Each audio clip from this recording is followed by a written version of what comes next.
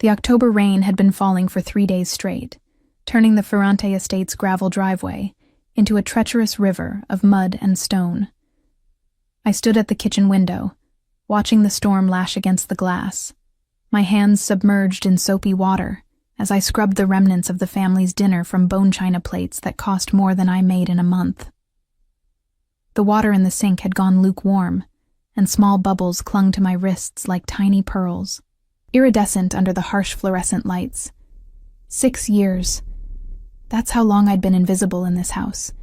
6 years of making beds with hospital corners so precise you could bounce a coin off them, polishing silver until I could see my reflection in every fork and spoon, and pretending not to hear the conversations that happened in rooms I was cleaning. 6 years of watching Salvatore Ferrante conduct his business in the mahogany-paneled study while I dusted bookshelves filled with leather-bound volumes he probably never read, his voice low and dangerous as he discussed shipments and territories and people who needed to understand their place in the world.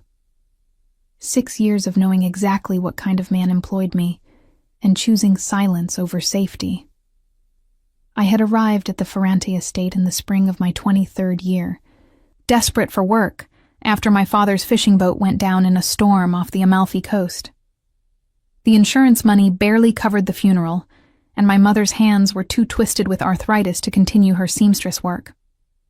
The Ferrante family paid well, better than well, and they didn't ask questions about the backgrounds of their household staff. That alone should have told me something. The first week, I'd been terrified of making a mistake, of breaking something priceless, or interrupting something I shouldn't see. Liliana Costa, the head housekeeper, had taken me aside on my 3rd day and given me advice I'd never forgotten. "Keep your eyes down, your mouth shut, and your hands busy," she'd said in her gravelly voice, weathered from 2 decades in service to the Ferrante family. "What you see here, what you hear, it stays here. Understand?" I'd understood, and I'd been very, very good at following those rules. But understanding the rules and understanding the reality had been 2 different things. It took me 3 months to realize that the shipping business Salvatore ran wasn't just about legitimate cargo containers. It took me 6 months to recognize the patterns, the late-night meetings, the men who arrived in expensive cars and left looking either satisfied or terrified, the occasional appearance of someone with bruised knuckles or a barely concealed bandage. It took me 8 months to clean the study one morning and notice the faint copper smell that no amount of lemon polish could quite mask, and to see the tiny dark spots on the underside of the desk that looked like spattered paint but weren't. I should have left then. Should have packed my single suitcase and disappeared into the night. Found work somewhere else. Anywhere else. But the money I sent home each month kept my mother in her little apartment with heat and food and medicine for her hands. And there was something else. Something I barely admitted to myself, even in the privacy of my own thoughts. I was good at this job. Good at being invisible. At anticipating needs before they were spoken. At maintaining the machine-like efficiency that kept the household running smoothly. In a strange way, I had power here. Not the kind that came from money or violence, but the quiet power of someone who knew where everything was, who understood the rhythms of the house, who could make problems disappear before they became visible. And Salvatore had never once acknowledged my existence beyond the most basic courtesies. "Thank you, Benedetta," when I brought his morning espresso. A nod when I refreshed the flowers in his study. He looked through me the way wealthy men look through servants. We were furniture that happened to move. That should have been a comfort. Instead, on nights when I lay in my small room in the servants' quarters, staring at the ceiling and listening to the old house settle around me, I sometimes wondered what it would be like to be seen by those dark, intelligent eyes. Really seen, not as the maid or the invisible woman who knew too much, but as myself. It was a dangerous thought, and I always pushed it away. "Benedetta, the linens in the master suite need changing before Signor Ferrante retires." Liliana's voice cut through my reverie, sharp and efficient. The head housekeeper had appeared in the doorway like a ghost, her steel-gray hair pulled back in its usual severe bun. She was 63, thin as a rail, and ran the household with the precision of a general commanding troops. "Of course, Signora Liliana. I'll go up now." I dried my hands on the dish towel, smoothing down my black uniform dress and checking that my hair was still neatly pinned. Even after 6 years, I maintained the standards she'd drilled into me from day one. I climbed the servants' staircase to the second floor, my footsteps silent on the carpeted steps. The mansion sprawled across the hilltop like a sleeping beast, 3 floors, 18 bedrooms, and enough history to fill a library. The Ferrante family had owned this land for 4 generations, building their fortune first through olive oil and wine, then through ventures that became progressively less documented in official records. The master suite occupied the entire east wing of the second floor. I unlocked the door with my passkey and stepped into the familiar space. All dark wood and darker secrets. The room smelled of sandalwood and expensive cologne, with undertones of the leather-bound books that lined one wall. A massive 4-poster bed dominated the center, its posts carved with intricate designs that probably had some family significance I would never know. I moved through the familiar routine, stripping the bed with efficient movements, my hands working automatically while my mind wandered. The sheets were Italian cotton with a thread count I couldn't begin to guess, soft as water, and probably worth more than my entire wardrobe. I replaced them with fresh linens from the warming cupboard, making hospital corners that would have made my mother proud, fluffing pillows that felt like clouds. Through the floor-to-ceiling windows, I could see the storm continuing its assault on the landscape. The Ferrante estate perched on a hilltop overlooking a lake that stretched toward the mountains in the distance. On clear days, the view was breathtaking. Tonight, it was ominous. The water churning black and angry, the sky pressing down like a bruise, the wind bending the cypress trees until they looked like they might snap. I was smoothing the duvet, running my hands over the fabric to eliminate any wrinkle, when I heard the shouting from downstairs. My hands stilled. 6 years had taught me to recognize the different tones of conflict in this house. Business disagreements were conducted in controlled voices behind closed doors, all measured words and veiled threats. Family arguments were loud but brief, usually between Salvatore and Adriano, about matters I didn't fully understand. This was something else entirely. Panic, urgency, the kind of fear that made voices crack and rise. I moved to the door, opening it just enough to hear clearly. The sounds were coming from the main foyer, echoing up through the grand staircase. Can't reach him on the phone. Has anyone tried the radio in the car? Said he was going to the North property to meet with Esposito about the contracts. In this storm, on those roads, he should have been back an hour ago. Adriano Ferrante's voice, Salvatore's younger brother, rose above the others with the kind of command that came naturally to men in this family. Send men to search, now. Split up. Half take the main road, half take the north route. Check the cliff road first. My stomach dropped like a stone into dark water. The cliff road. I knew it well. Had ridden in the car with Liliana once when we went to pick up special supplies from the village. The narrow path hugged the mountainside, barely wide enough for one vehicle, with nothing but a flimsy metal guardrail between the asphalt and a 100-foot drop to the lake below.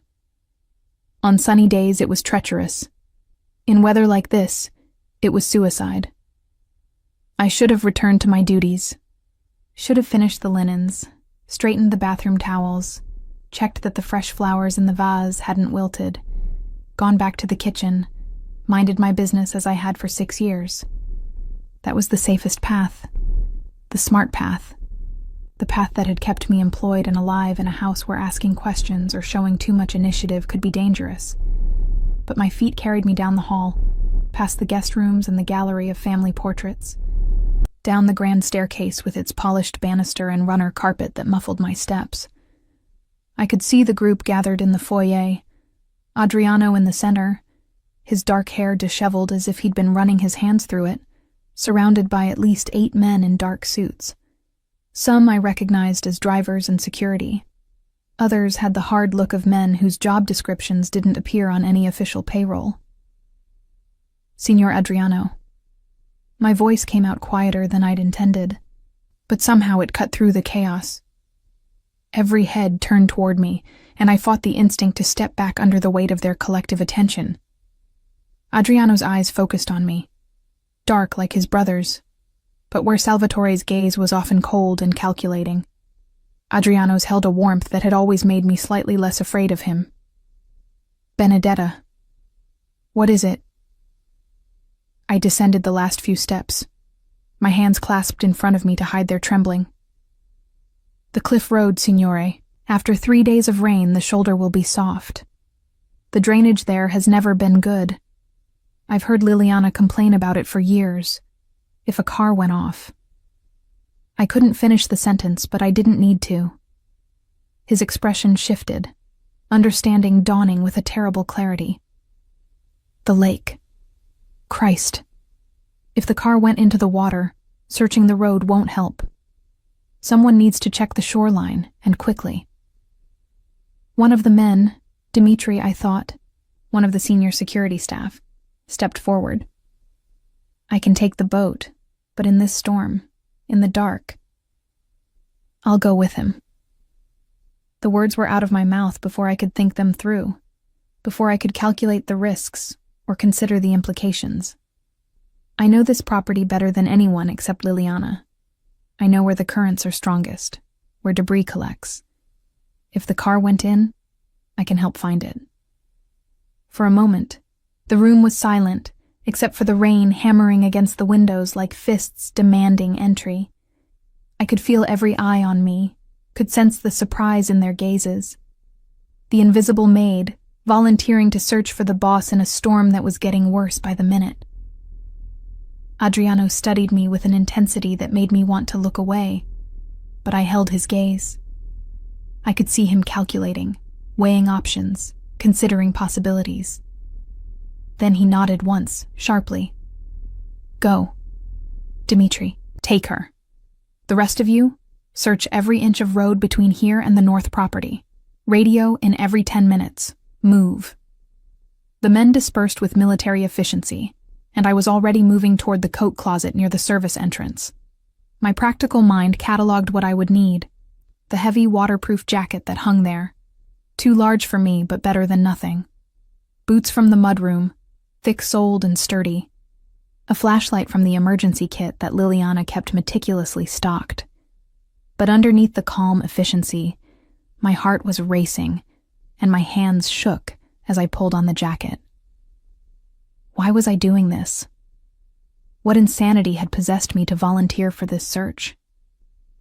Salvatore Ferrante was a man who had ordered deaths as casually as he ordered his morning espresso. I had cleaned the study the morning after 3 men were killed in the East Warehouse. Liliana had mentioned it in passing, her voice matter of fact, as if violence was just another stain to be removed.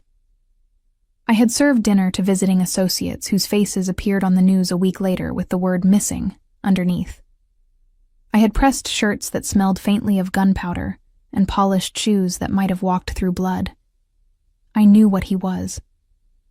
Knew it in my bones, in the careful way I'd learned to move through this house, in the nightmares that sometimes woke me at 3 a.m. And yet, when I imagined Salvatore Ferrante trapped in a car filling with water, struggling for breath as the lake claimed him, something in my chest constricted painfully. He was a monster, yes, but he was also the man who left generous bonuses for the staff every Christmas, who had quietly paid for the gardener's daughter's surgery when she needed a kidney transplant, who sometimes stood at his study window late at night staring out at the darkness with an expression of such profound loneliness that it made my throat tighten. I didn't love him. How could I? I barely knew him beyond his habits and routines, but in 6 years of invisible observation, I had seen glimpses of complexity that complicated the simple narrative of crime lord or monster. And maybe that was enough to make me pull on these boots and follow Dimitri out into the storm. The rain hit me like a wall of water the moment we stepped outside. Within seconds, I was soaked through, the jacket doing little to keep out the cold. Dmitri led the way down the stone path toward the boathouse, a flashlight beam cutting through the darkness ahead of us. The boathouse sat at the edge of the property, where the manicured lawn gave way to rocky shoreline. The boat itself was a sleek speedboat, probably worth more than I would make in 5 years, designed for leisure cruises across the lake on sunny afternoons. Tonight, it would be our search vessel. Dmitri got the engine running while I climbed aboard, clutching the railing as the boat rocked in the choppy water. He handed me a second flashlight, and I clicked it on, sweeping the beam across the angry surface of the lake. "Which way?" he shouted over the combined roar of engine and storm. "North," I called back, pointing toward the cliff road. "Follow the shoreline. If he went off near the village turn, the current would carry the car toward the rocks near the old pine grove." The boat cut through the churning water, spray soaking us both as Dmitri handled the engine with expert precision. I swept the flashlight beam methodically across the shoreline, right to left, near to far, looking for anything out of place. The rain was relentless, soaking through my jacket, plastering my dark hair to my face and neck. My fingers ached from gripping the flashlight so tightly, but I didn't let up. We'd been searching for 20 minutes when I saw it. Fresh gouges in the earth at the cliff's edge, the soil dark and wet and torn.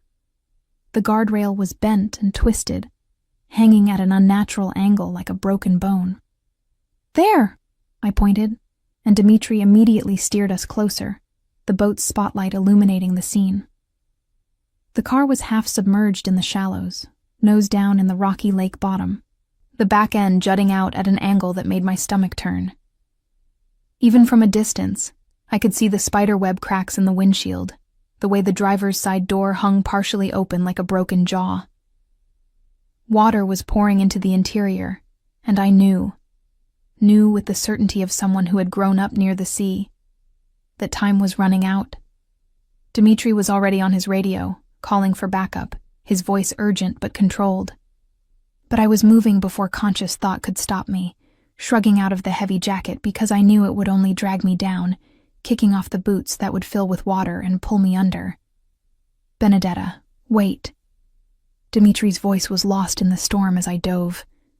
The cold was a physical blow, stealing my breath, making my muscles seize and my lungs scream for air.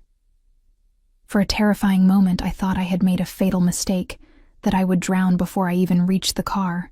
But then training from childhood swam to the surface. My father teaching me to swim in the Mediterranean, teaching me to respect the water but not fear it. And I forced my limbs to move.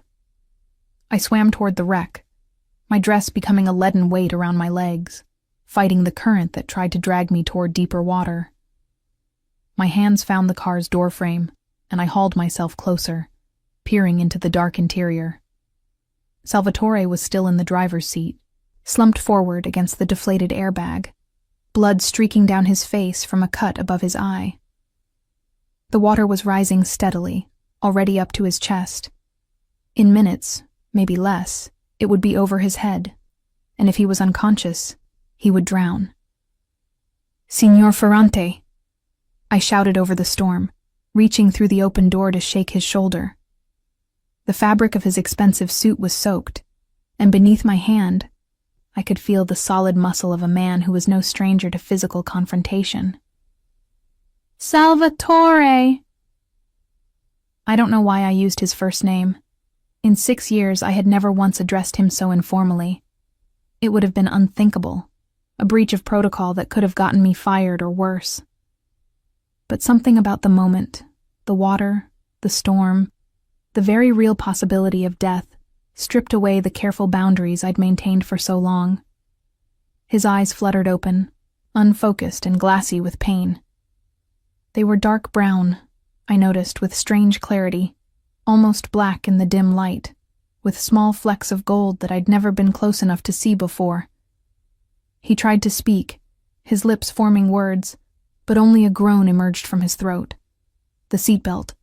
I could see it stretched across his chest, holding him in place, but the mechanism was crushed from the impact.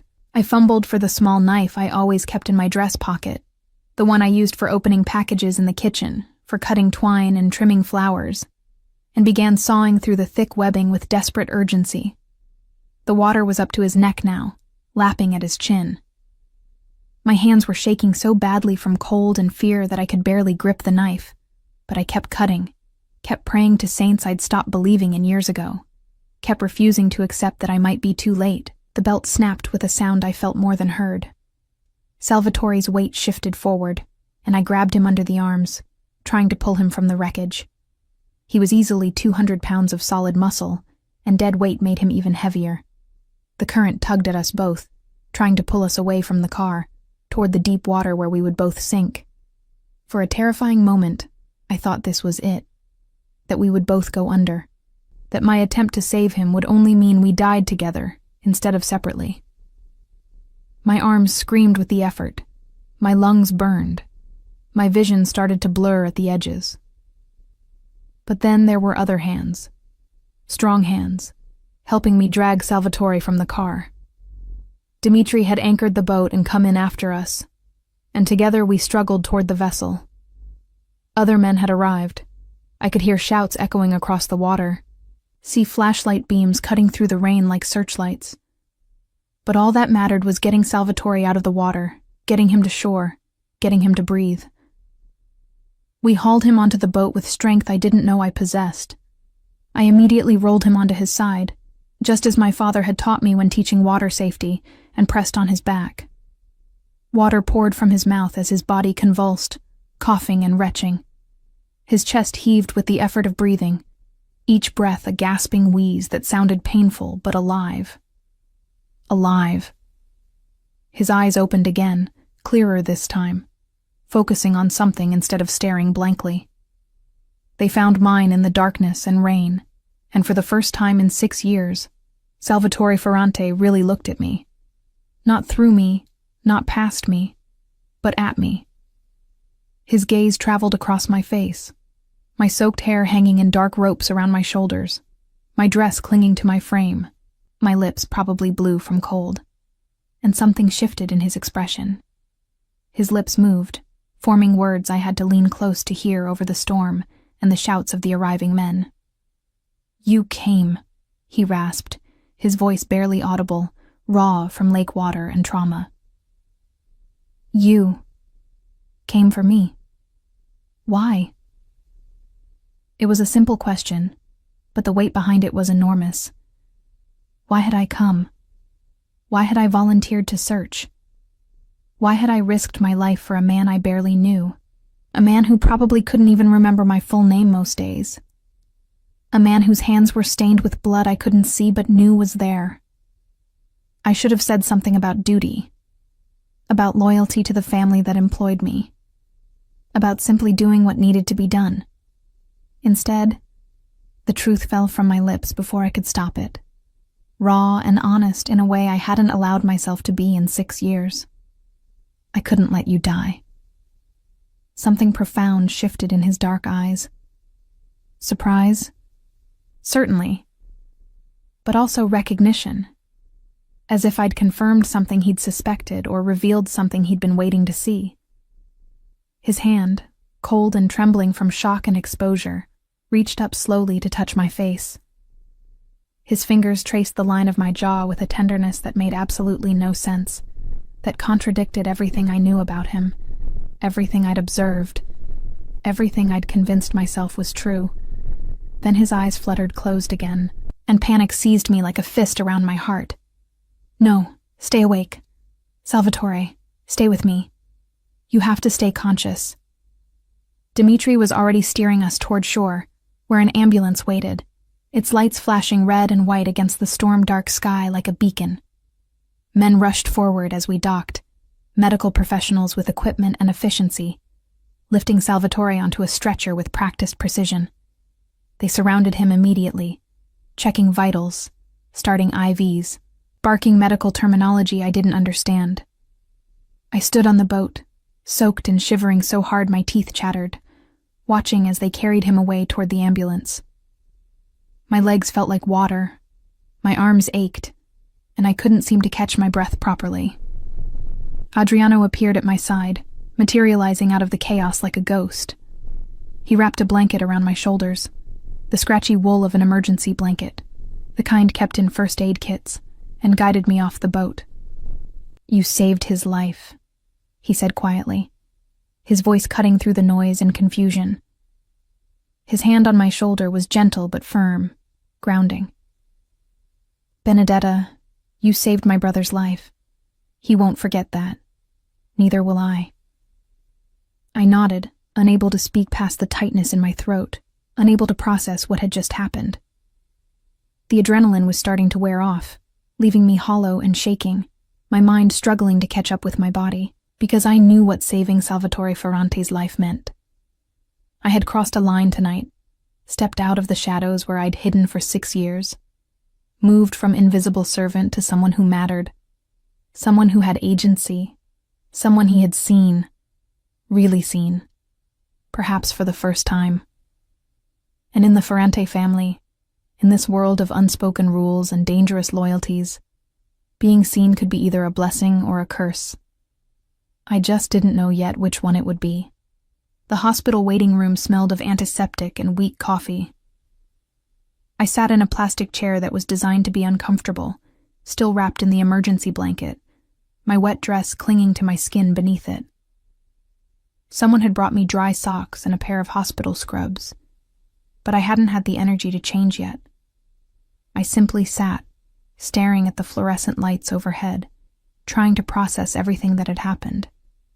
Adriano paced in front of the windows, his phone pressed to his ear as he conducted a series of terse conversations in rapid Italian. Every few minutes, another man in a dark suit would arrive, approach him with lowered voice, receive instructions, and disappear again. The Ferrante machine was in motion, and I was watching it operate from the inside for the first time. Liliana had arrived 20 minutes ago, her severe face creased with worry, carrying a bag with dry clothes for me. She sat beside me now, her thin hand resting on my arm in a gesture of comfort that surprised me with its gentleness. "You should change, child," she said softly, her accent thicker than usual with emotion. "You'll catch your death sitting in wet clothes." "Is there any news?" My voice came out hoarse, and I realized I'd been silent for over an hour. She shook her head. "They're still working on him. The doctors say the next few hours are critical. He took in a lot of water, and there's the head injury to consider. But he's strong, our Salvatore. He'll fight." Our Salvatore. The possessiveness in her tone spoke to decades of service, of loyalty that ran deeper than employment. I wondered if I would ever feel that sense of belonging, or if I would always be the outsider who happened to work here. "Liliana," I began hesitantly, "why did he go out in the storm, alone, on that road?" Her expression hardened, the momentary softness disappearing behind her professional mask. "That's not for us to question, Benedetta. You know that. But I had saved his life. Didn't that earn me the right to ask questions?"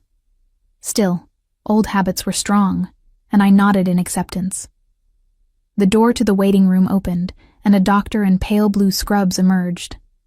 Adriano was at his side instantly, and I found myself standing without conscious decision, the blanket falling from my shoulders. "He's stable," the doctor said, and I felt my knees weaken with relief.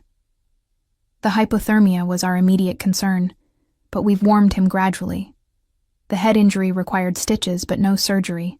His lungs are clear, surprisingly so, given how long he was in the water. He's lucky to be alive.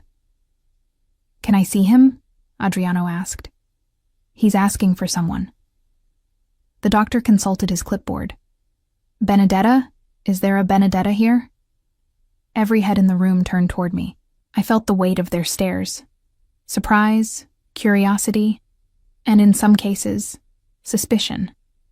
Why would Salvatore Ferrante ask for the maid before his own brother? "I'm Benedetta," I said, my voice steadier than I felt. The doctor nodded. "He's been quite insistent. Room 412, 5 minutes only. He needs rest." Adriano's hand closed around my wrist as I moved to follow the doctor. His grip wasn't painful, but it was unmistakably a restraint. Benedetta, my brother is in a vulnerable state. Whatever he says to you. I know how to be discreet, Signor Adriano, I said quietly. 6 years in your household has taught me that much. Something flickered in his eyes. Respect, perhaps, and he released me. Of course. Go. The walk to room 412 felt endless. My heart hammered against my ribs with each step, and I couldn't quite identify the emotion churning in my chest. Fear? Anticipation? Something else I didn't want to name? I knocked softly before entering. The room was dimly lit, machines beeping softly in the background, monitoring vitals with mechanical precision. Salvatore lay in the hospital bed, his dark hair damp and pushed back from his forehead, a white bandage stark against his olive skin. An IV ran to his left arm, and oxygen tubes fed into his nose. His eyes were closed, but they opened when I approached, focusing on me with an intensity that made me want to step back. Benedetta, my name in his voice sounded different than I'd ever heard it. Not the absent acknowledgement of a servant, but something weighted with meaning. Signor Ferrante, I'm glad you're all right. I stood at a respectful distance from the bed, my hands clasped in front of me in the posture Liliana had drilled into me years ago. Come closer. It wasn't a request. I moved to the bedside, acutely aware of how I must look.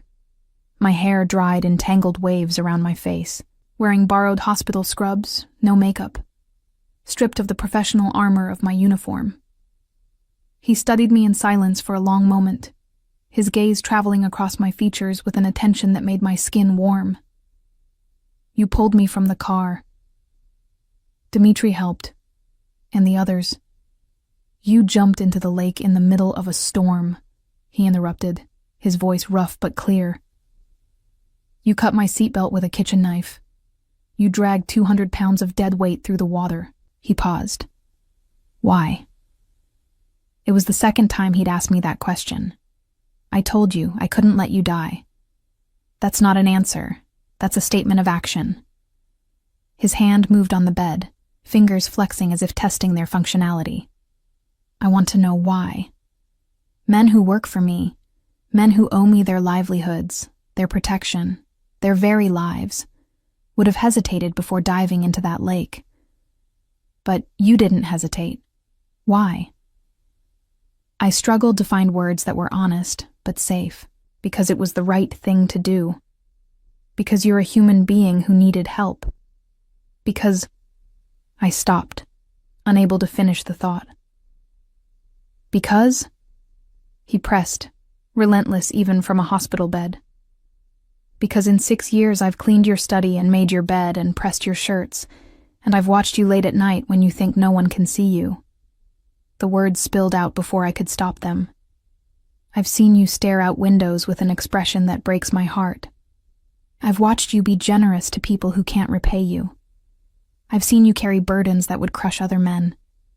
And I swallowed hard.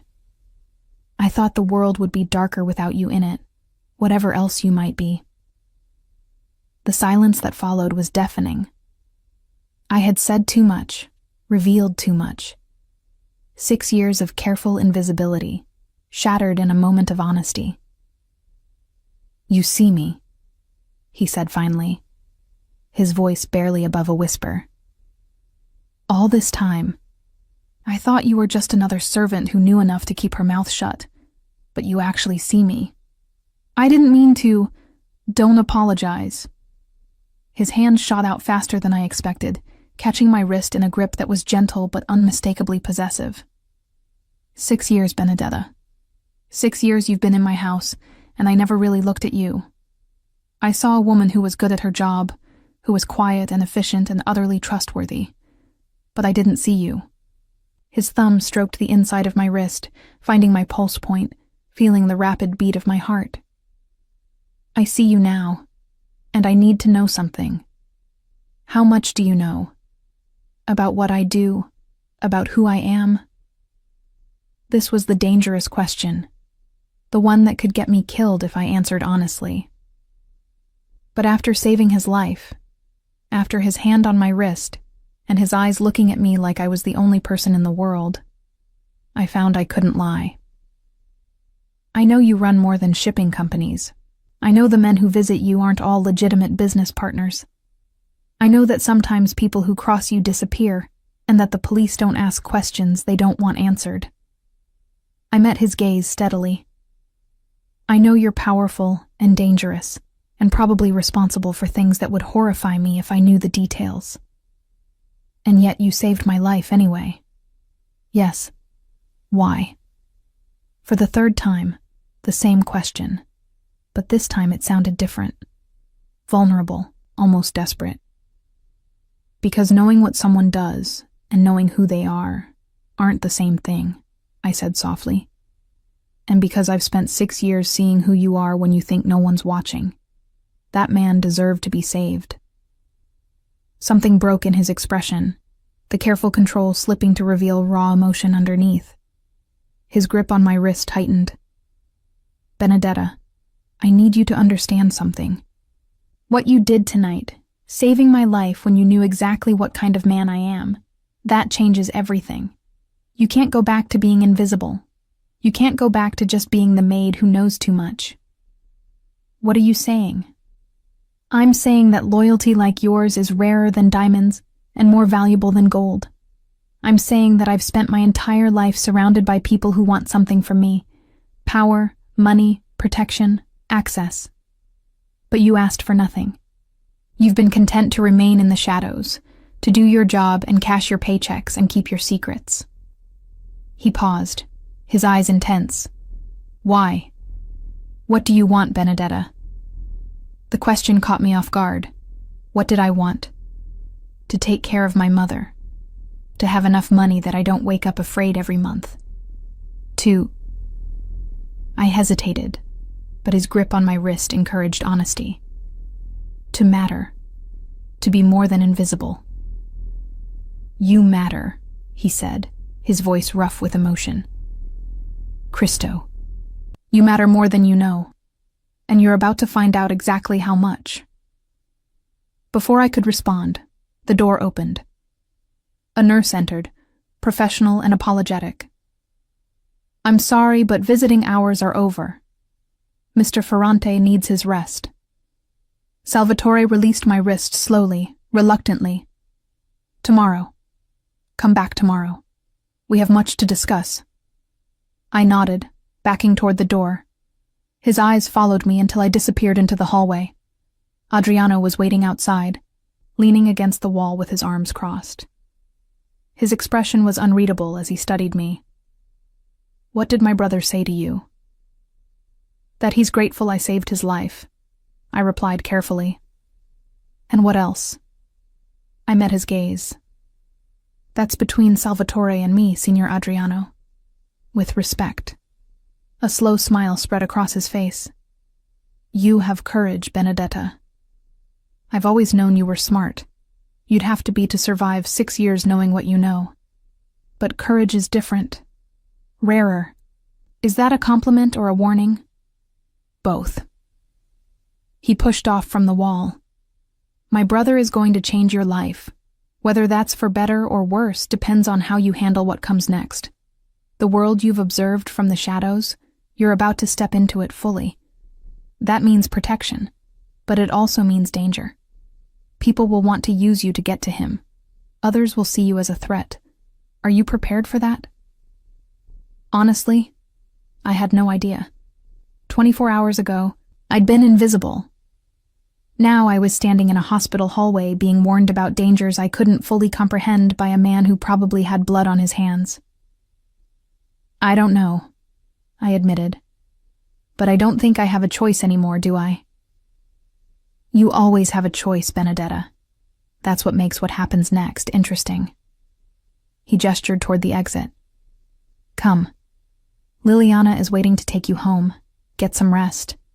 Tomorrow, everything changes. The drive back to the estate was quiet. I sat in the back of the car while Dimitri drove. Liliana beside me, her hand occasionally patting mine in wordless comfort. The storm had finally broken, leaving the world washed clean and eerily silent. When we arrived, Liliana walked me to my room in the servants' quarters. She paused at the door, her weathered hand on my shoulder. "Benedetta, I've worked for the Ferrante family for 20 years. I've seen women come and go from Salvatore's life. Beautiful women, sophisticated women, women who understood the world he moves in. But I've never seen him look at anyone the way he looked at you tonight in that ambulance, when they were loading him in and you stood there soaked and shivering." My heart skipped. How did he look at me? Like a man who's found something he didn't know he was looking for. Her expression grew serious. "Be careful, child. Salvatore's world is not kind to the people he cares about. His enemies will see you as a weakness to exploit. And in his business, weaknesses get people killed." After she left, I stood in my small room, still wearing the hospital scrubs, and looked around at my life. The narrow bed with its simple white coverlet. The chest of drawers that held all my possessions. The small window that looked out over the garden. For 6 years, this had been enough. This room, this job, this invisible existence. But Salvatore was right. I couldn't go back to invisible. Not after tonight. I pulled out my phone and called my mother, hearing her familiar voice answer with concern. It was late, and I never called this late. "Mama, I'm fine. I just wanted to hear your voice." We talked for 20 minutes, about nothing and everything. She told me about her neighbor's grandson who had started university. I told her about the storm, leaving out the parts about nearly drowning and saving a mafia boss's life. Just before we hung up, she said something that made my throat tight. "You sound different, Tesoro. Like something has changed." "Maybe it has, Mama. Maybe it has." That night, I dreamed of dark water and darker eyes, of hands reaching for me in the storm, of a voice saying my name like a prayer. I woke before dawn, as I always did, but I didn't go down to start my morning duties. Instead, I stood at my window, watching the sun rise over the lake, painting the water gold and pink, beautiful and deceptive in its calm. My phone buzzed with a text from an unknown number. "A car will pick you up at 10 a.m. You're not working today. You're visiting me at the hospital. And then we're going to have a very long conversation about your future. S." I stared at the message for a long time, my thumb hovering over the delete button. I could ignore it, could pack my bags, withdraw my savings, and disappear before anyone realized I was gone. Could go back to being invisible in some other city, some other house. But even as the thought formed, I knew I wouldn't do it. Because for the first time in 6 years, someone saw me. Really saw me. And whatever danger that brought, whatever complications it created, I found I wanted to be seen more than I wanted to be safe. I texted back a single word. Okay. The die was cast. My invisible life was over. And something new, dangerous, and terrifying was about to begin. The black Mercedes arrived at precisely 10 o'clock. Dimitri stood beside it, holding the door open with the same professional courtesy he'd shown me during the rescue. But something had shifted in the way he looked at me. There was respect there now. Acknowledgement that I was no longer just household staff. I had dressed carefully that morning, pulling from the limited wardrobe in my small closet. A simple navy dress that Liliana had given me last year, modest but well-fitted. I'd braided my hair and applied minimal makeup, trying to find a balance between my servant self and whatever I was becoming. The hospital room was different in daylight.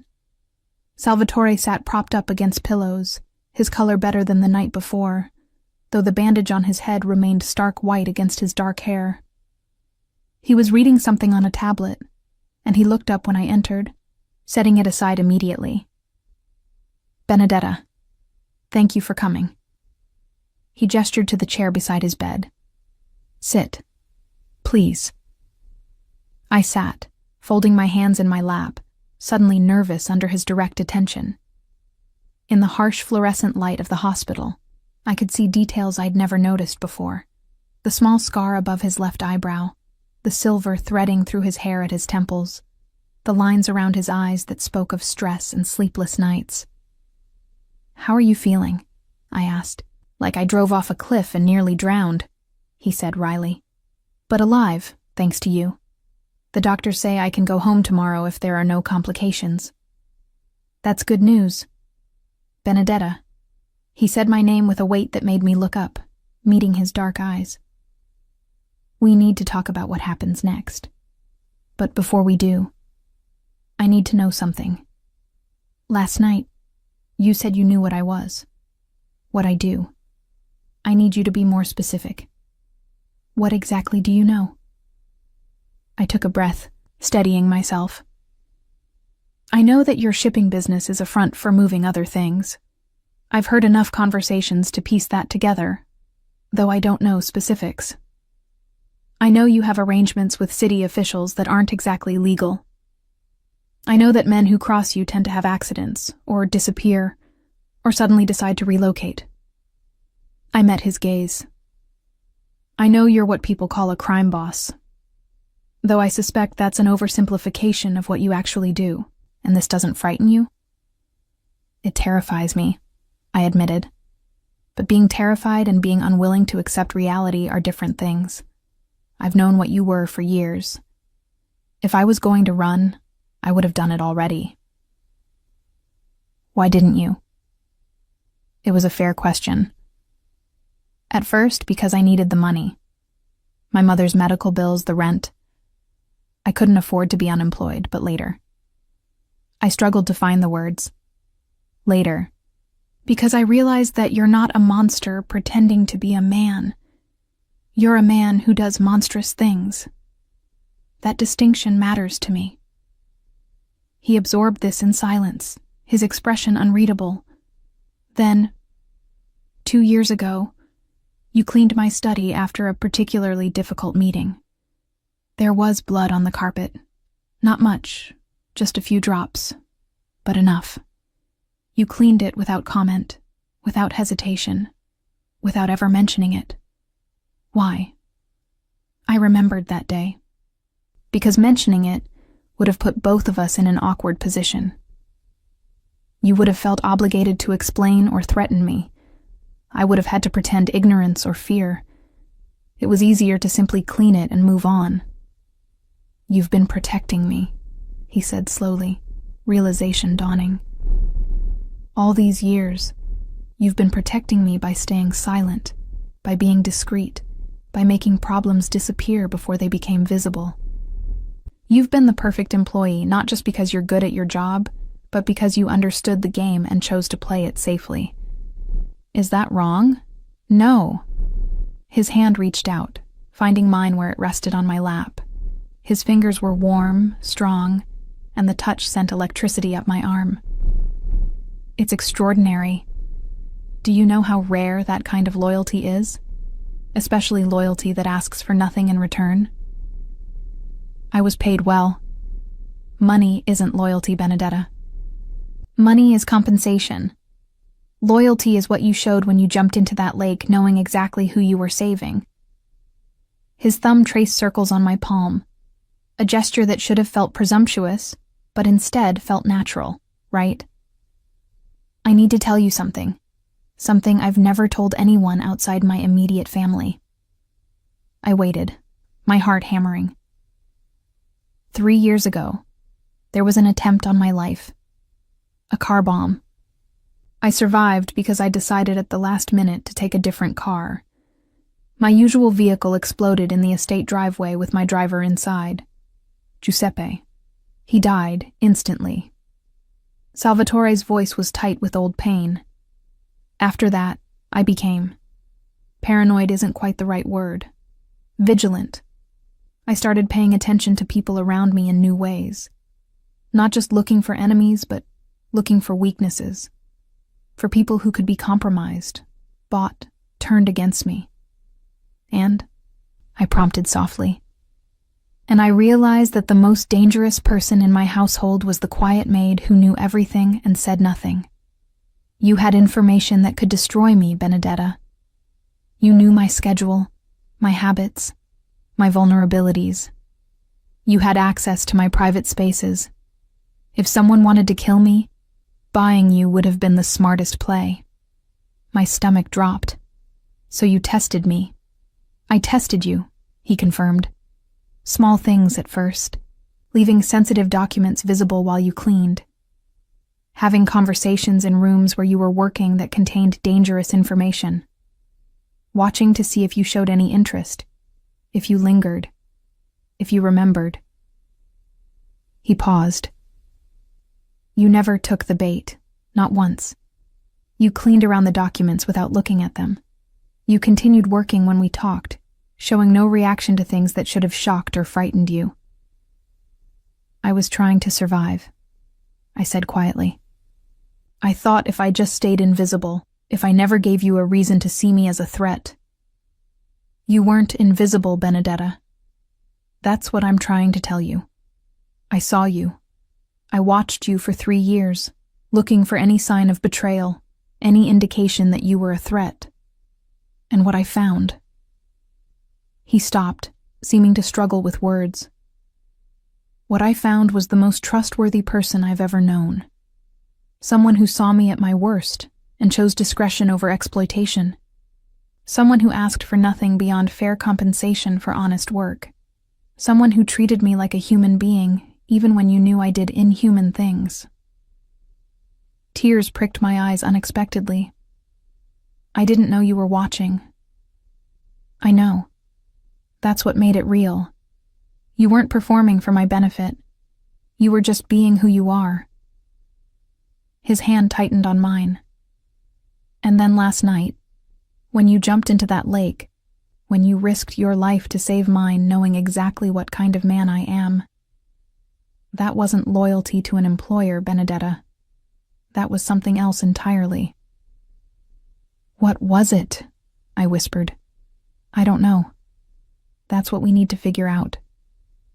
He pulled my hand closer, pressing it against his chest where I could feel his heartbeat, strong and steady. But I know what I feel. I know that when I opened my eyes in that car and saw you there, cutting through my seatbelt with a kitchen knife, soaking wet and terrified but refusing to give up, I knew that you were the only person in the world I could trust completely, the only person who's ever seen all of me and not run away. Salvatore, I began, but he cut me off. I'm not asking you to love me. I'm not even asking you to stay in my life beyond your employment. But I am asking you to consider a different arrangement. One where you're not invisible, where you're not just the maid, where you're... He paused, searching for the right word.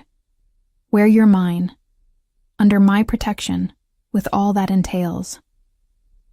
The proposal hung in the air between us, weighted with implications I was only beginning to understand. What does that mean exactly? Under your protection? It means you stop living in the servants' quarters. It means you're compensated appropriately for the risks you take by being associated with me. It means that anyone who wants to hurt me will see you as a target, but also that anyone who tries to hurt you will answer to me personally. His voice dropped to something darker, more dangerous. It means that you become part of my inner circle, Benedetta. Not as an employee, but as someone I trust with my life. Because you've already proven I can trust you with exactly that. And in return? In return, you continue doing what you've done for 6 years. You keep my secrets. You stay loyal. You see me as a human being instead of a monster. The only difference is that now I see you too. Really see you. And I protect what's mine. There was that word again. Mine. It should have felt possessive, threatening even. Instead, it felt like a promise. I need time to think, I said, though part of me already knew my answer. It's a lot to process. Take the time you need, but Benedetta... His hand released mine only to cup my face, his palm warm against my cheek. Understand that there's no going back to invisible. Whether you accept my offer or not, you've been seen now. By me, by my family, by people who will have heard about the maid who saved Salvatore Ferrante's life. You can't disappear back into the shadows. A knock at the door interrupted us. Adriano entered, his expression serious. He glanced at our proximity, Salvatore's hand still on my face, my body leaned toward his, and something flickered in his eyes before he schooled his features to neutrality. Sorry to interrupt, but we have a problem. Salvatore's hand dropped from my face, but his gaze remained on me for a long moment before he turned to his brother. What kind of problem? The kind that involves Gabriella Romano asking questions about who pulled you from the lake last night. Her people have been making inquiries about our household staff. Adriano's eyes flicked to me apologetically. Specifically about a maid named Benedetta. The name sent a chill through me.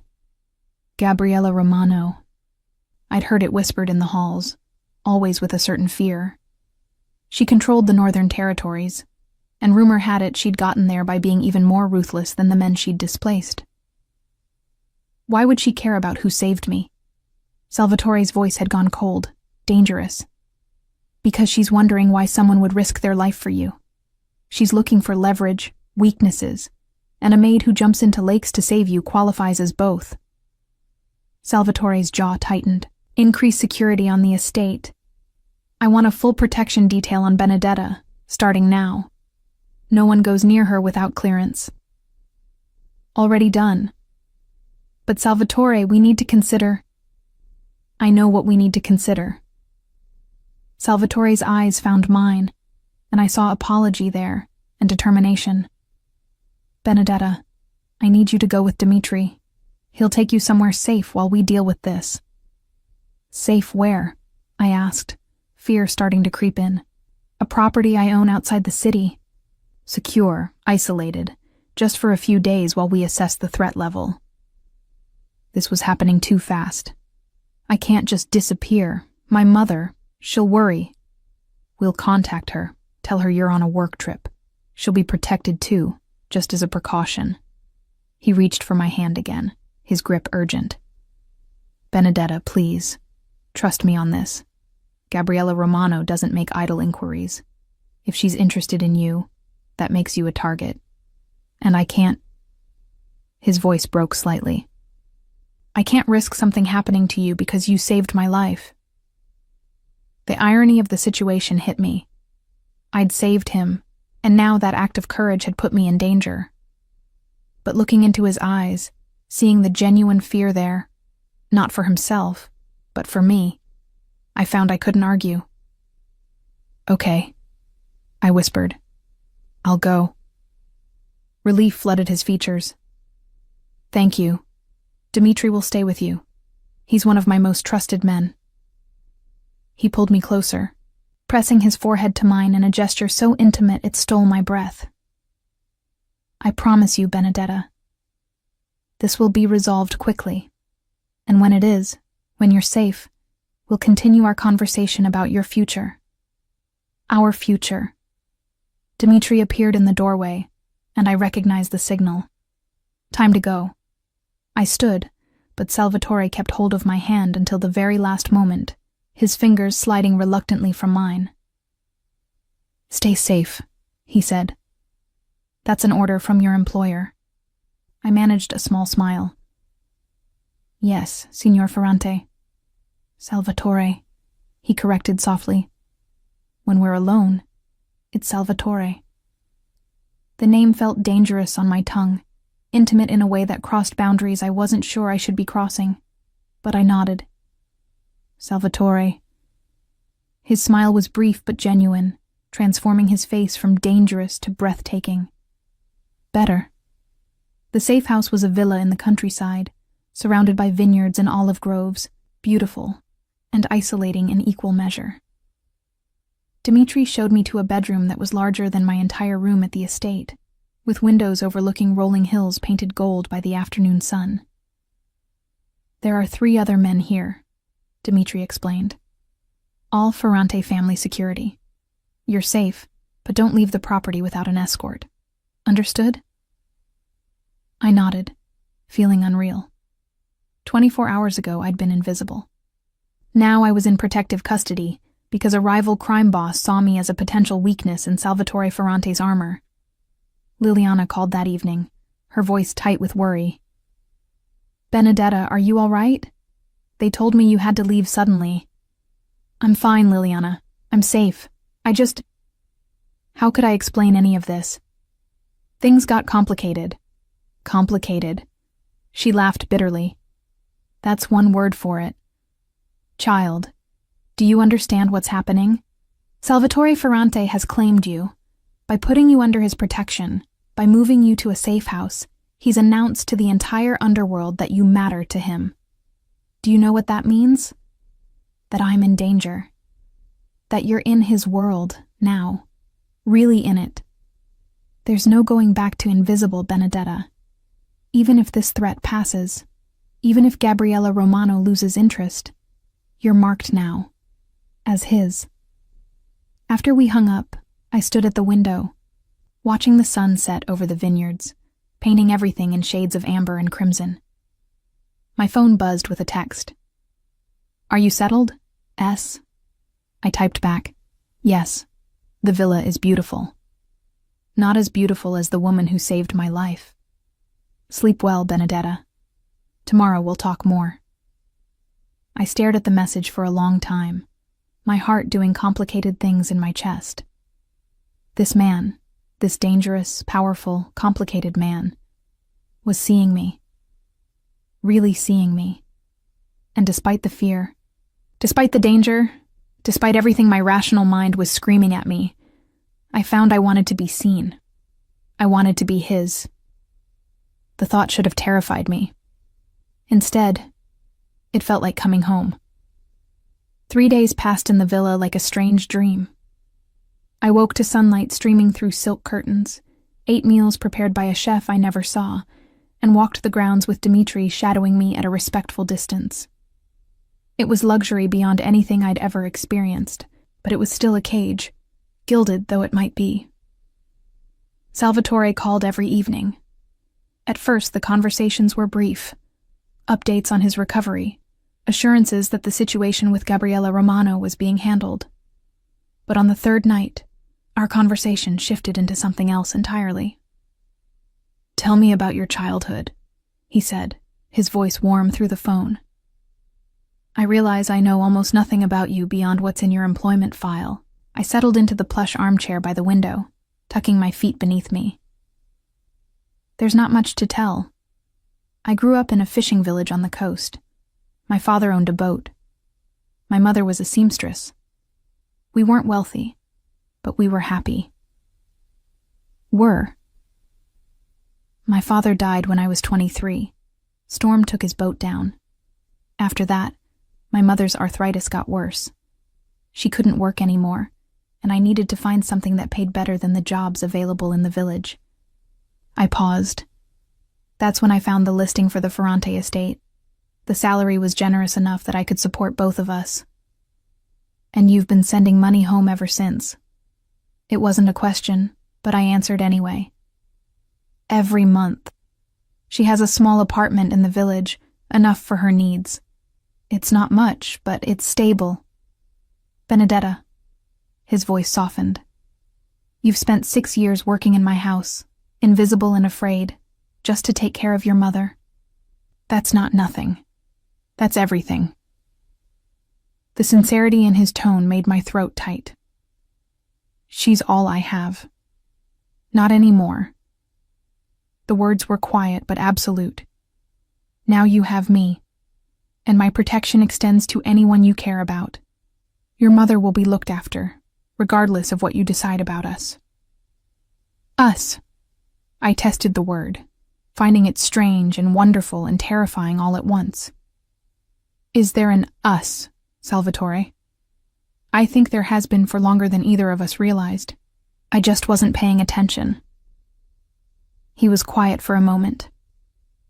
Do you know what I thought about when I was trapped in that car? Water rising, unable to breathe? What? Regrets. Things I'd never done, never said, people I'd never really seen.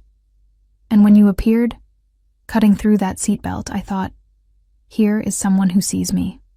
Really sees me. Not the power or the money or the fear. Just me. His voice dropped to something raw, vulnerable. I don't want to waste any more time not seeing you back, Benedetta. Before I could respond, another voice interrupted in the background. Adriano, saying something urgent. Salvatore sighed. I have to go. Business. But tomorrow, if the doctors clear me, I'm coming to the villa. We need to have this conversation in person. After we hung up, I sat in the darkness, my heart racing. Tomorrow everything would change again. I was standing on the terrace the next morning when the black Mercedes pulled up the drive. My hands gripped the stone railing as I watched Salvatore emerge from the car, moving slower than usual but upright, determined. He'd exchanged the hospital gown for a dark suit, though I noticed he'd left the tie undone and the top buttons of his shirt open, a concession to the healing wound on his head, perhaps. Dimitri appeared at my elbow. He shouldn't be here. The doctors wanted him to rest another week. Can anyone stop Salvatore Ferrante when he's made up his mind? I asked. Dimitri's laugh was dry. You're learning. I met Salvatore in the villa's main room, a space of cream marble and soft light. He stopped when he saw me, his dark eyes traveling over me with an intensity that made me acutely aware of every detail. The simple green dress I'd chosen from the wardrobe that had mysteriously appeared in my room. My hair loose around my shoulders for once, the nervous way my hands twisted together. Benedetta. He crossed to me, moving carefully but steadily. You look beautiful. You look like you should be in bed, resting. I've been in bed for 3 days. I'm done resting. He gestured to the sofa. Sit with me, please. We sat, the space between us charged with everything unspoken.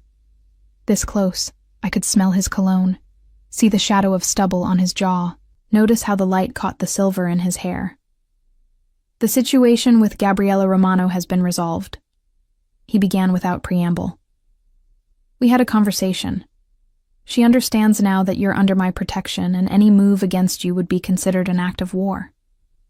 She's backed off. Relief flooded through me. So I can go home? That depends on what you consider home. His hand found mine, warm and solid. The estate? Yes, you can return there. Your room in the servants' quarters? He shook his head. No, Benedetta. That part of your life is over. What do you mean? I mean that I'm offering you something different. A real place in my life, not as an employee, but as... He seemed to struggle with the word. As mine, my partner, my confidant, the person I trust above all others. Salvatore, I'm a maid. I don't know how to be what you're describing. You've been doing it for 6 years without realizing it. Every time you kept a secret, every time you showed discretion, every time you saw me as a human being instead of a monster, you were already being exactly what I needed. His hand moved to cup my face, thumb stroking my cheek with devastating gentleness. The only difference now is that I'm asking you to do it openly, as someone I cherish, not as someone I employ. People will talk. Your associates, your family. They'll wonder what someone like me is doing with someone like you. Let them wonder. Let them talk. I spent too many years caring about appearances, about maintaining an image. And where did it get me? Alone. Surrounded by people, but fundamentally alone, because no one really knew me. His forehead touched mine, the gesture becoming familiar, intimate. Except you. You knew me, and you stayed anyway. I stayed because I had nowhere else to go, I whispered, honesty compelling me. At first, maybe. But that night in the lake, You didn't dive in because you needed the job, Benedetta. You dove in because somewhere along the way, you started to care. Admit it. Tears slid down my cheeks because he was right. Somewhere in 6 years of invisible observation, of watching him late at night when he thought no one could see, of noticing the small kindnesses beneath the ruthless exterior, I had started to care.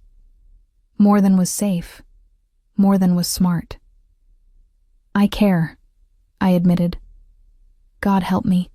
I care about a man who's probably damned, who does terrible things, who lives in a world I barely understand. I care, and I don't know what to do about it. You accept it.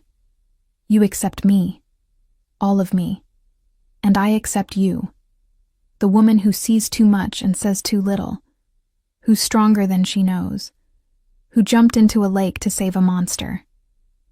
His lips brushed mine, tentative, asking permission. I gave it, kissing him back with all the fear and longing and confusion tangled in my chest. His hand slid into my hair, cradling my head as the kiss deepened, and for a moment, there was no crime lord, no maid, no danger or complications. Just two people who'd spent too long not seeing each other, finally looking. When we broke apart, both breathing hard, he rested his forehead against mine again. Stay with me, not as an employee, as mine. I'll give you everything, safety, comfort, purpose. All I ask is that you continue being exactly who you are. And if I can't, if I'm not strong enough for your world, you dragged 200 pounds of unconscious weight through a storm-churned lake. You're stronger than you think. His smile was soft, almost tender. Besides, you won't be alone. You'll have me. And I promise you, Benedetta, I protect what's mine. I thought about my small room in the servants' quarters, my invisible life, my careful boundaries. Then I thought about his hand on my face, his voice saying my name like a prayer, the way he looked at me like I was the only person in the world who mattered. Okay, I whispered. I'll stay. But Salvatore, I need one promise from you. Anything. Don't make me regret trusting you. Don't make me regret believing in the man I see when you think no one's watching. Something fierce and protective flashed in his eyes. I swear it. On my life. On everything I am. I will never give you cause to regret this choice.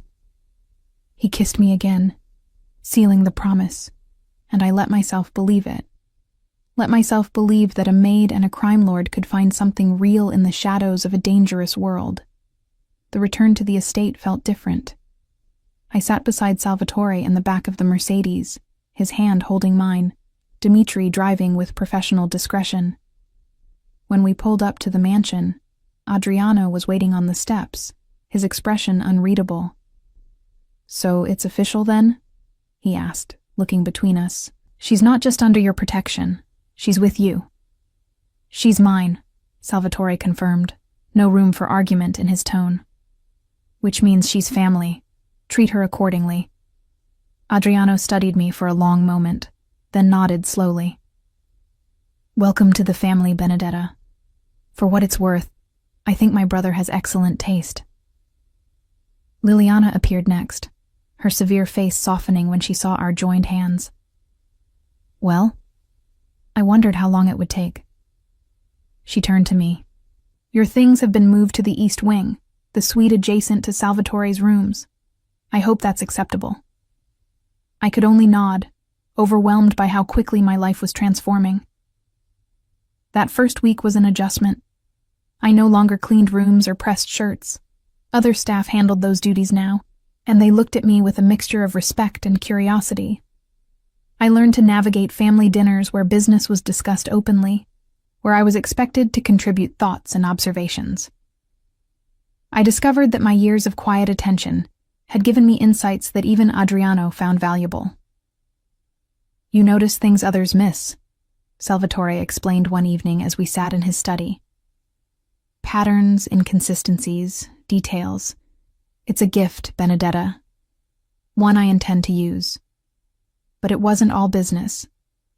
There were quiet mornings when we had breakfast together on the terrace, evenings when he taught me about wine and art and the complicated politics of his world, nights when he held me close and whispered confessions about his fears and regrets, trusting me with vulnerabilities he'd never shown anyone else. 2 months after the night in the lake, Salvatore called me to his study. I found him standing by the window, looking out at the grounds with that expression of solitary contemplation I'd observed so many times from the shadows. "I have a proposition for you," he said without turning. "A way for you to use your gifts for something good." "I'm listening." He turned then, his expression serious. "My legitimate businesses, the real ones, not the fronts, they generate substantial profit. I've been thinking about establishing a foundation. Something to help women in vulnerable situations. Domestic violence victims, single mothers, women escaping dangerous circumstances. They need resources, safe housing, job training, legal assistance." "That's a wonderful idea," I said slowly. "But why are you telling me?" "Because I want you to run it." He crossed to me, taking my hands in his. "You understand vulnerability, Benedetta. You've lived it. You know what it's like to be invisible, to be powerless, to be afraid. That perspective is invaluable. And your discretion, your intelligence, your compassion. You're exactly the person who should be doing this work." The idea took root immediately, blooming into possibilities. "I don't have any formal training in social work or nonprofit management. You'll learn. I'll hire the best people to support you. But you'll be the heart of it, the vision." His smile was proud. "You'll help people the way no one helped you when your father died and your mother couldn't work. You'll be the safety net you wish had existed." Tears pricked my eyes. "You'd trust me with something like that?" "I trust you with my life. A foundation is easy by comparison." That night, as we lay in his bed, our bed now, I traced the scar above his eyebrow, the mark from the accident that had changed everything. "What are you thinking?" he murmured, eyes closed. "That I almost lost you before I ever really had you. If I'd been a minute later to the lake, if the current had been stronger. But you weren't. And it wasn't." His eyes opened, dark and serious. "You saved me, Benedetta.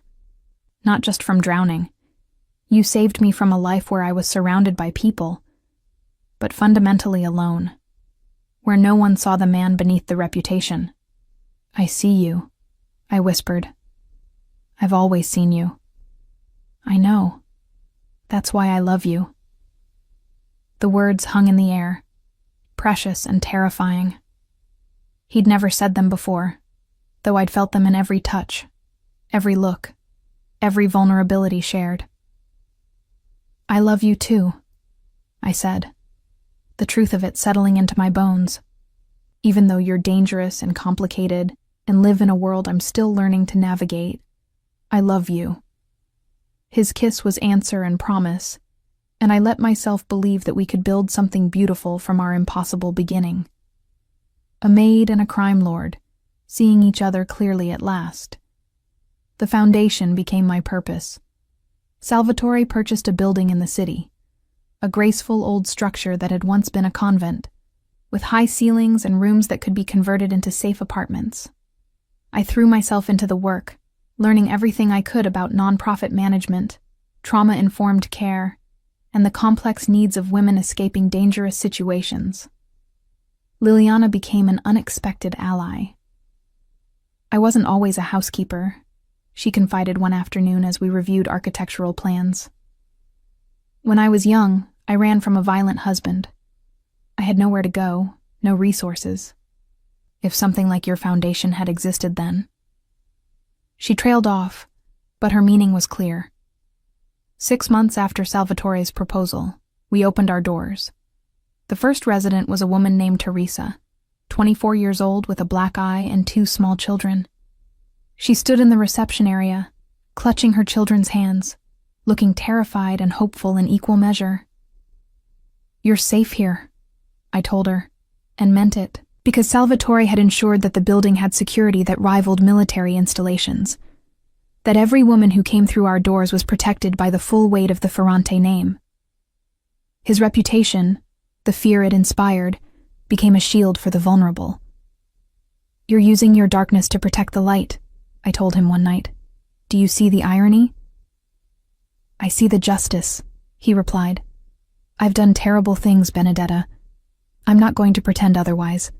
But if I can use the power I've built through those terrible things to protect people who need it, maybe that's a start at balance." But our happiness was fragile, built on a foundation that could crack at any moment. The reminder came on a cold November evening, almost a year after the accident that had brought us together.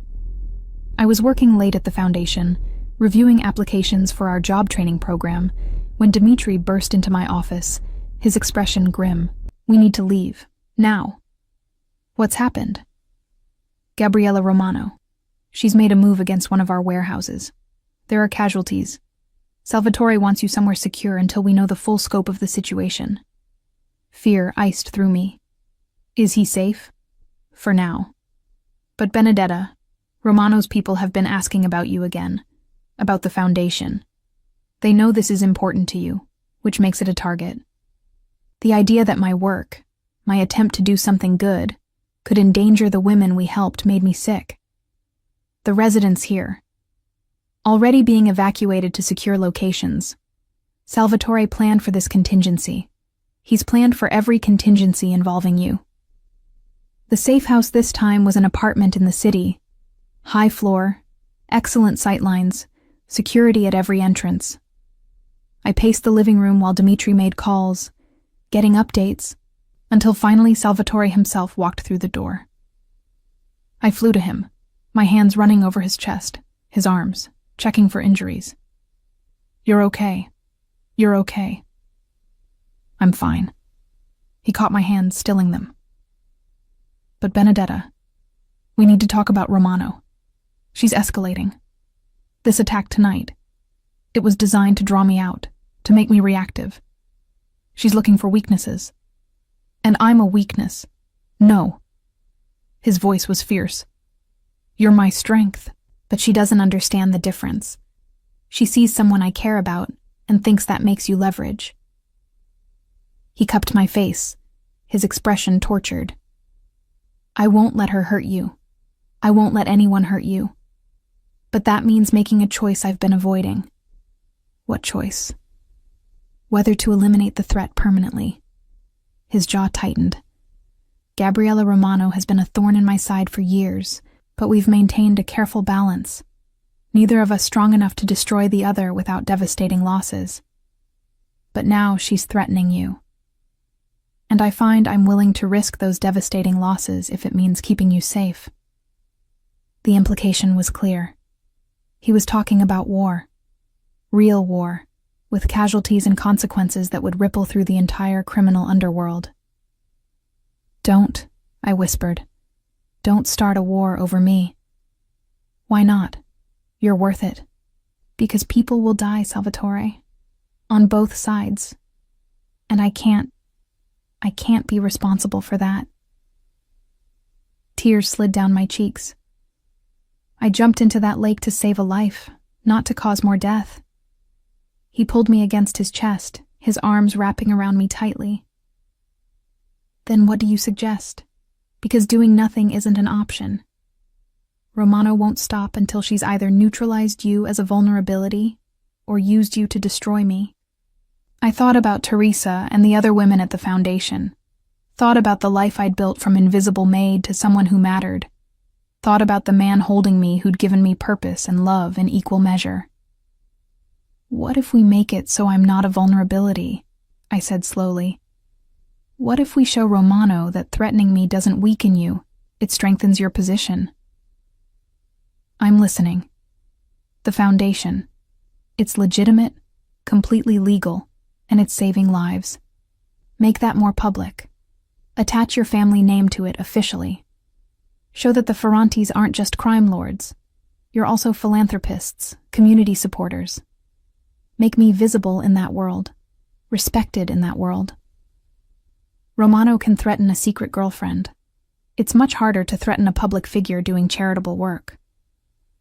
Salvatore pulled back, looking at me with something like awe. You want to use legitimacy as armor. Why not? You've always said the best protection is making yourself too costly to attack. Make the foundation, make me too costly.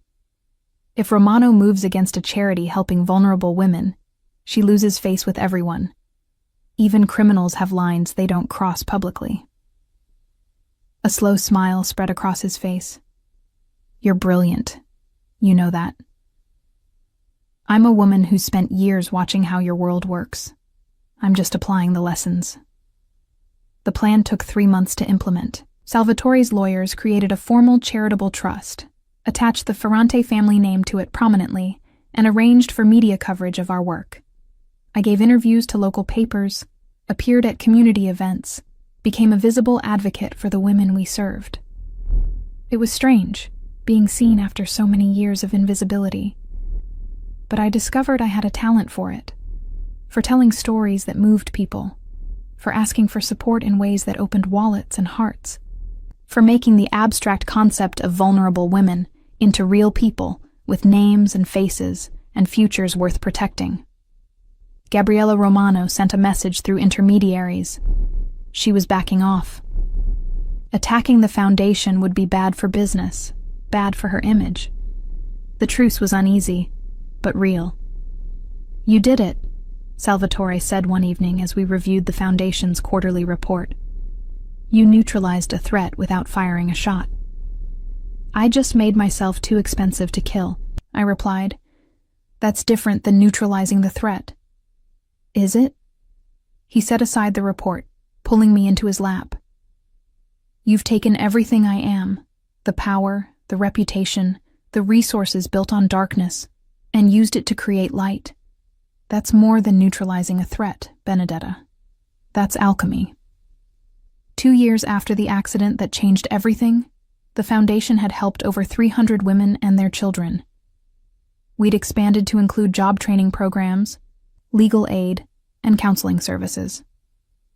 The old convent building was now a thriving community center, always full of activity and hope. I stood in the main hall one afternoon, watching Teresa, our first resident, teach a computer skills class. She'd gotten her degree, started a career, rebuilt her life. Her children were thriving. She was proof that escape was possible, that new beginnings weren't just fantasies. It's something, isn't it? Adriano's voice came from beside me. He'd become a regular presence at the foundation, helping with security and logistics. What you've built here. What we've built, I corrected.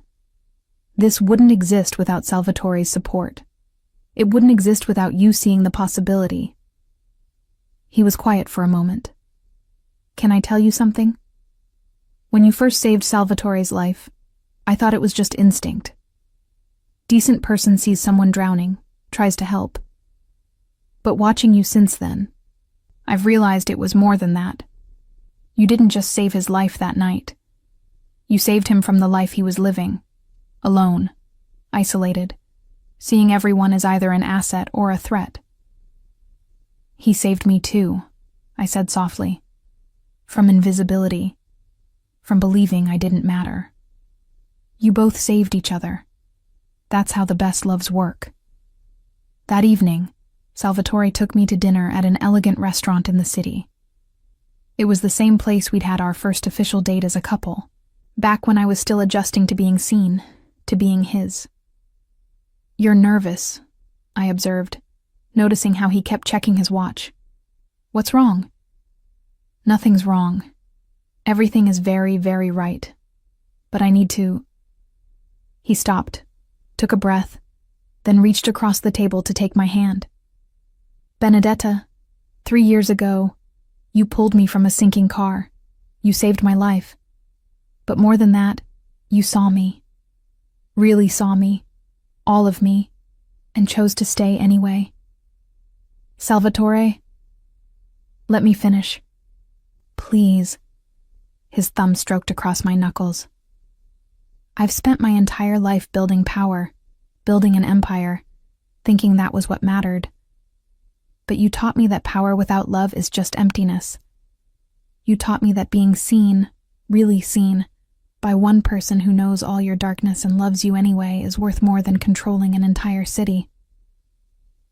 He stood, coming around to my side of the table, and my breath caught as he lowered himself to one knee. The restaurant went quiet around us, but I barely noticed.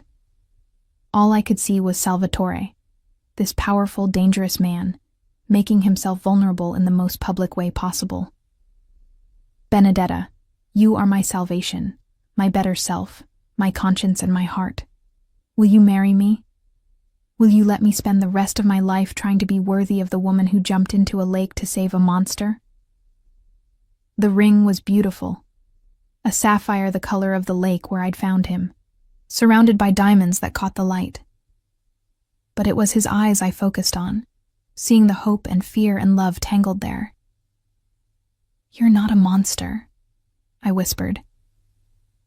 You're a man who does monstrous things sometimes, but who also creates foundations and protects the vulnerable and loves with everything he has.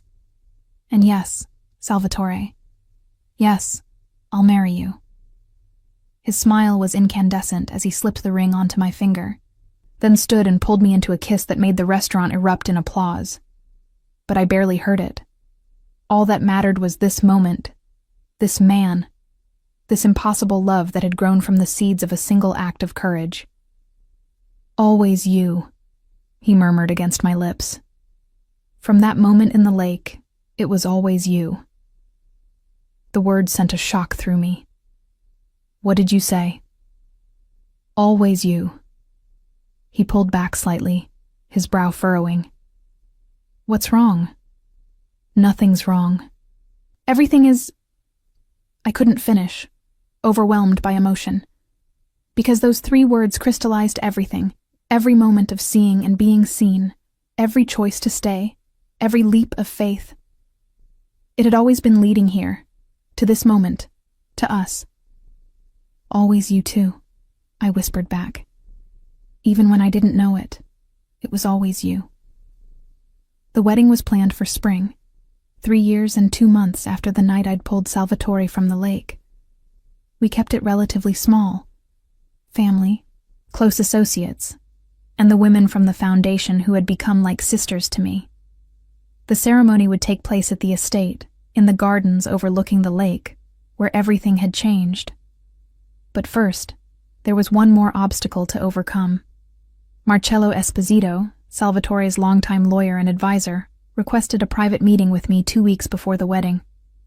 We met in Salvatore's study, the same room where I'd dusted bookshelves for 6 years, invisible and careful. Benedetta, I need to discuss something delicate with you, Marcello began, his weathered face serious. Something that Salvatore doesn't want to acknowledge, but that I feel you deserve to know. I'm listening. When you marry Salvatore, you become a Ferrante in every sense. That means protection, but it also means risk. His enemies will see you as a legitimate target. The foundation already makes you visible, but as his wife, that visibility increases exponentially. He paused. I need to know if you understand what you're signing up for. Because once you're married, there's no going back to invisible. There's no safe way out. I thought about my answer carefully. Marcello, I pulled a 200-pound man from a sinking car in the middle of a storm. I've spent 3 years building a life in a world I barely understood when I started. I've faced down threats from Gabriella Romano and others. I think I understand the risks. Do you? His eyes were sharp. Do you understand that your children, Salvatore's heirs, will be born into this life? That they'll never have a choice about whether to be Ferrantes? The mention of children made my hand drift unconsciously to my stomach, where a secret I hadn't yet told Salvatore was growing. I was 8 weeks pregnant, discovered just 3 days ago. I'd been waiting for the right moment to tell him. "I understand," I said firmly. "And I choose it anyway. Because the alternative is a life without him, and I've lived enough years invisible and alone. I'd rather face danger with Salvatore than safety without him." Marcello studied me for a long moment, then nodded. "You're stronger than you look, Benedetta. Salvatore chose well." After he left, I sat in the study, one hand on my still flat stomach, thinking about the future. A child, Salvatore's child, an heir to both his legitimate empire and his darker legacy. The thought should have terrified me. Instead, I felt a fierce protectiveness rise up. This child would be born into privilege and danger in equal measure, but they would also be born into love, into a family that had fought to be together, that had chosen each other against all odds, that had to count for something. Salvatore found me there an hour later, still sitting in contemplation. "Penny for your thoughts?" he asked, settling into the chair beside mine. "I have something to tell you." I took his hand, placing it over my stomach. "Something that changes our timeline slightly." His eyes widened as understanding dawned. "You're pregnant. 8 weeks. I found out 3 days ago." I searched his face anxiously. "I know we hadn't planned this yet, that we were going to wait until after the wedding." His kiss silenced my worried rambling. When he pulled back, his eyes were bright with unshed tears. "A baby. We're having a baby. You're not upset?" "Upset?" He laughed, the sound full of wonder. "Benedetta, you've given me everything. Love, purpose, a reason to be better than I was. And now a child? How could I be anything but grateful?" His hand splayed across my stomach, reverent and protective. "Our daughter will be extraordinary. She'll have your courage and your compassion, and I'll spend every day making sure she knows she's loved and valued and seen. How do you know it's a girl? Because you're extraordinary, and you'd create someone equally extraordinary. A daughter seemed inevitable." His smile was soft. "Though I suppose I'll love our son just as much if I'm wrong." The wedding day dawned clear and perfect, the spring air full of cherry blossoms and promise. I stood in my room, the room that had once been in the servants' quarters, but was now the bride's suite, and looked at myself in the mirror. The woman staring back was almost unrecognizable from the invisible maid who'd scrubbed floors and kept secrets. My dress was simple but elegant, cream silk that flowed over my body and the small swell of my pregnancy. My hair was loose in waves down my back, and my only jewelry was the sapphire engagement ring and a locket containing a photo of my parents. Liliana appeared in the doorway, elegant in a dove-gray dress. "It's time, child." "Liliana?" I turned to her, suddenly emotional. "Thank you for everything you taught me, for helping me survive those first years. You survived because you were smart enough to learn and strong enough to endure." She came forward, adjusting my veil with practiced hands. "I'm proud of you, Benedetta. Your mother would be too." The gardens had been transformed into something magical. White chairs faced an arbor twined with flowers, and beyond it, the lake sparkled in the afternoon sun. The same lake that had nearly claimed Salvatore, that had brought us together. I walked down the aisle on Adriano's arm. He'd insisted on giving me away, since my father couldn't be there. At the end of the aisle stood Salvatore, magnificent in a dark suit, his eyes fixed on me with such intensity that the rest of the world fell away. The ceremony itself was a blur. I remember the priest's words, remember sliding a ring onto Salvatore's finger and feeling him do the same to mine. Remember his voice, steady and sure, as he promised to love and protect me all the days of his life. But the moment that stayed with me, that crystallized into perfect clarity, came after we were pronounced husband and wife. Salvatore pulled me close, his forehead resting against mine in that gesture that had become ours, and whispered 3 words that weren't part of the traditional vows. "Always been you." The same words from the restaurant, but now they carried the weight of everything we'd built together.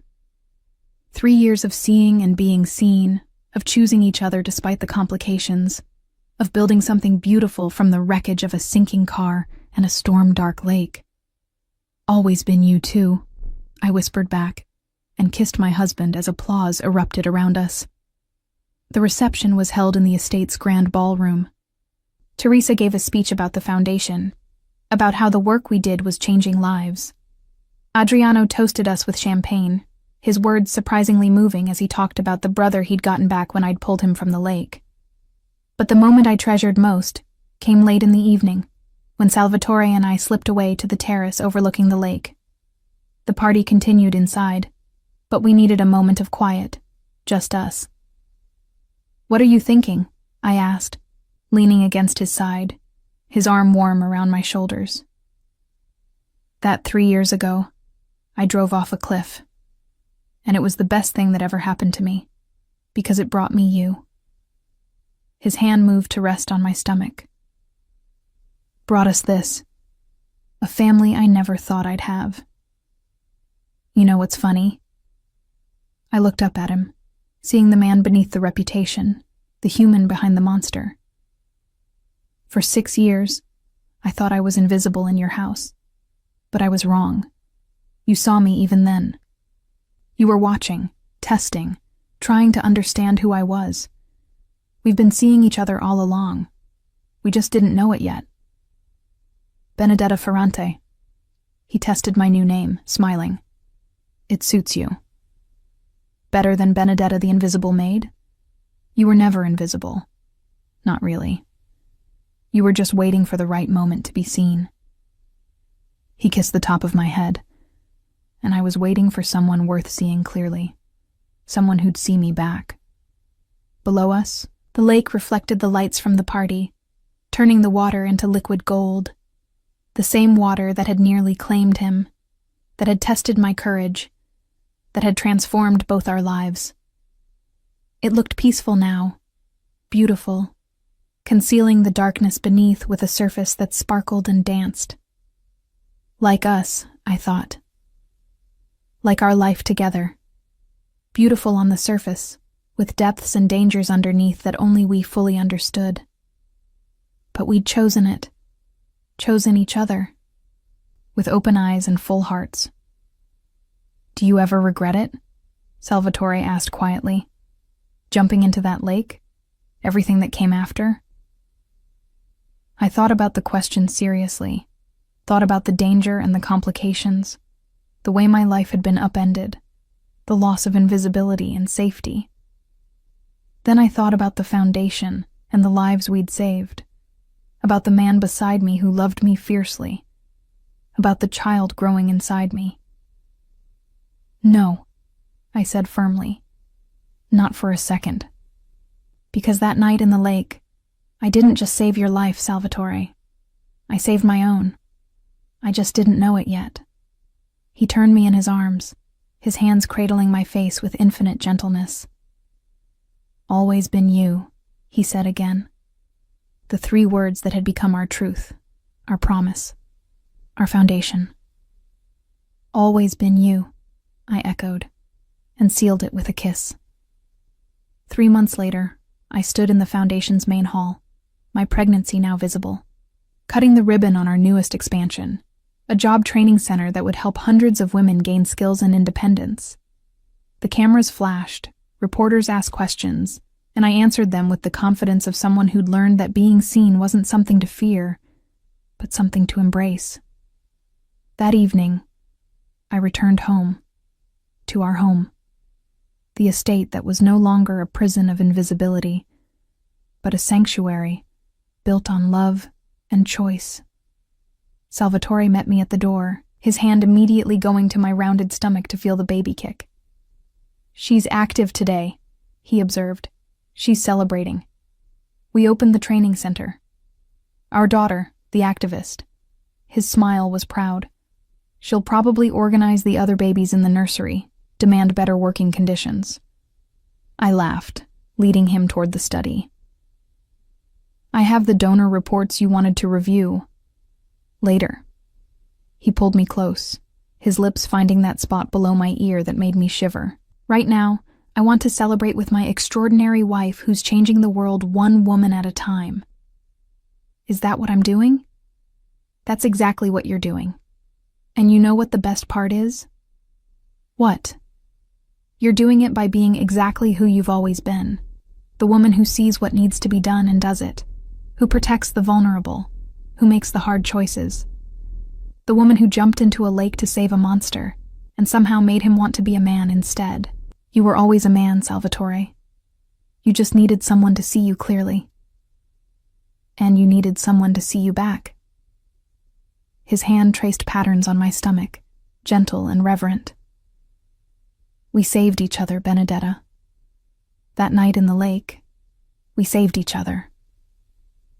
Later, as we lay in bed, his hand still resting on my stomach, feeling our daughter move, I thought about the journey that had brought us here.